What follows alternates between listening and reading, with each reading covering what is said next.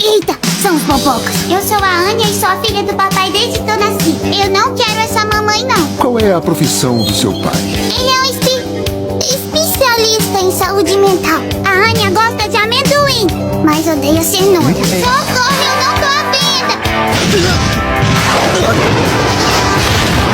Gato preto não dá azar, é superstição.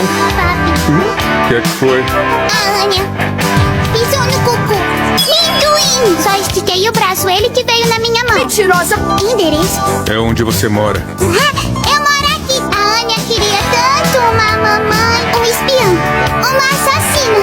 Isso é legal demais.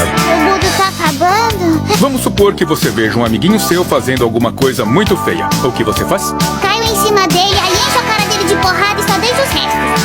Me desculpa. Foi porque eu pisei no